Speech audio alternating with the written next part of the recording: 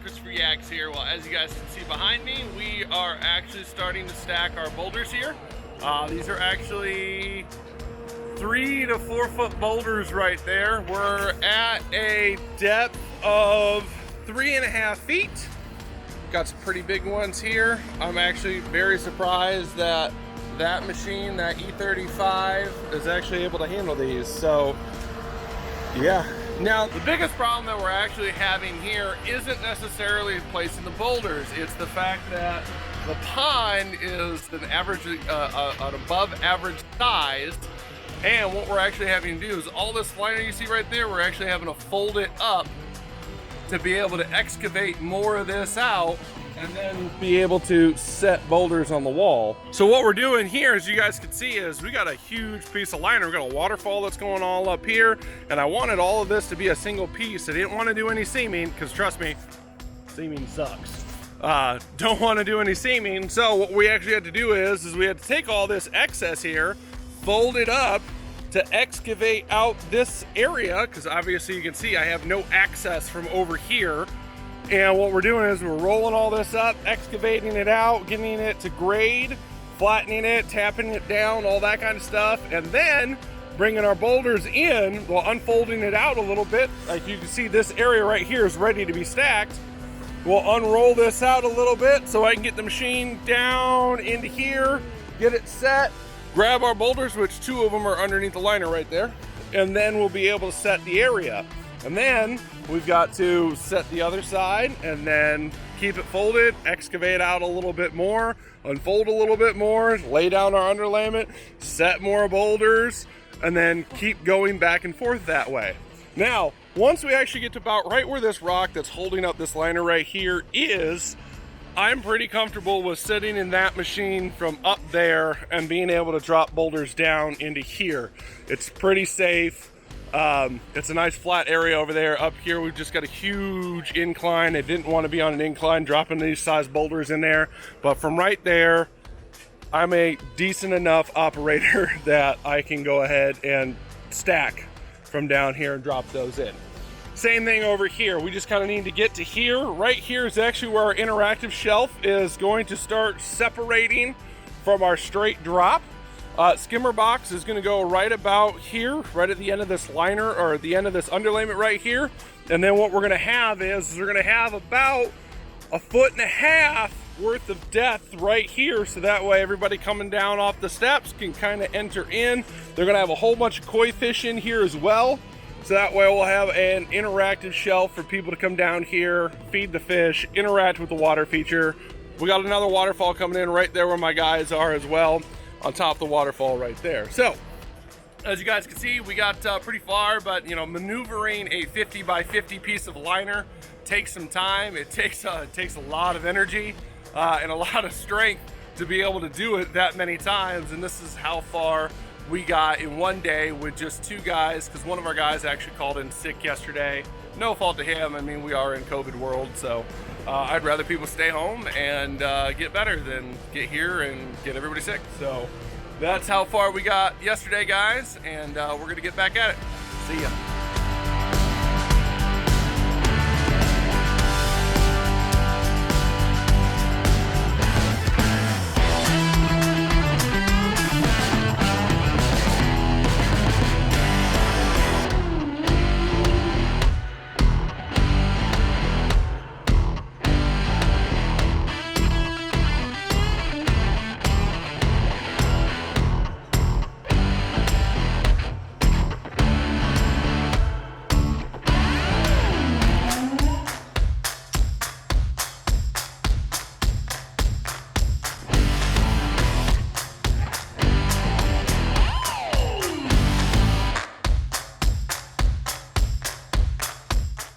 What is going on, guys? Christopher Yaks here, Aquascapes, Michiana. Just want to show you guys what we got done so far. We are on day 4?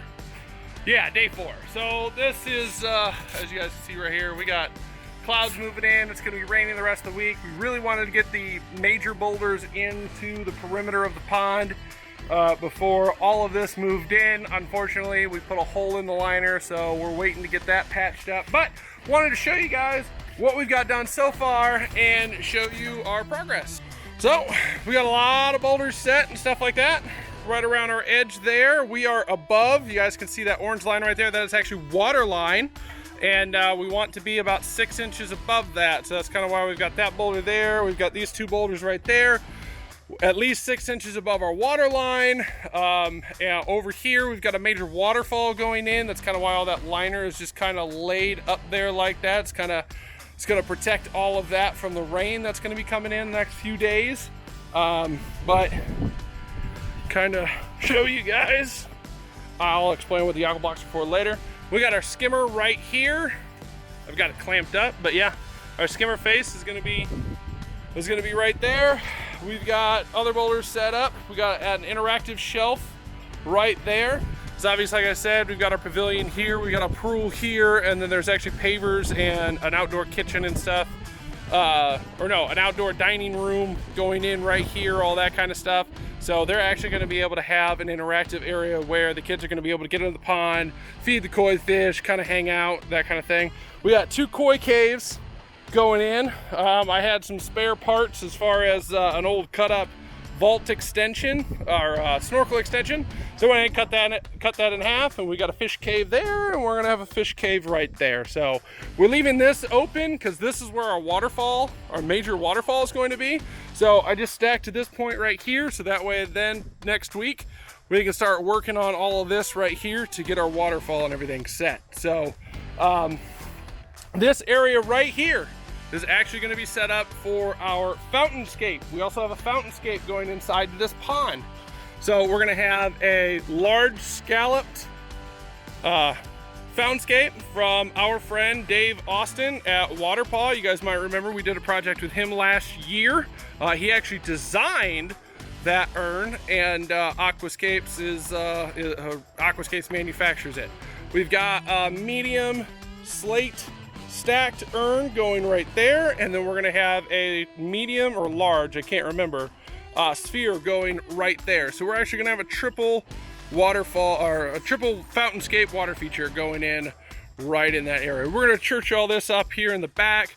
Reason why we're doing the fountainscape here is because they really hated this brick concrete, or this concrete wall that's got a brick print on it, and they wanted to do something to try and, you know, really kind of hide all this. So we decided to kind of do the whole, you know, fountainscape over here. We're also going to have color changing lights all along this back wall as well. So that way the white is actually going to reflect all the color changing lights that are going on in here. So we've got 32 color changing lights going in on the pond, the 2 waterfalls. We got another waterfall going in over here. So we've got waterfall here, waterfall here. We're gonna have a wetland right over here on the other side of our super stacks. And then obviously stream connecting the 2. But we got 33 color changing lights on 3 different zones here. So they're actually gonna be able to control the lights that are in the pond, the lights that are gonna be going with the fountain, and then also the lights on the waterfall. So if that way they wanted to do different color schemes on each one, they can do that. So got big plans for this project, got a lot of work to do still. I got Jeff Michaels coming down from Pondering Waters in Detroit, Michigan next weekend to help me with this waterfall right here. So trying to get everything ready for Jeff to get here and for him and I to tackle that together next weekend. So stay tuned, guys. See ya.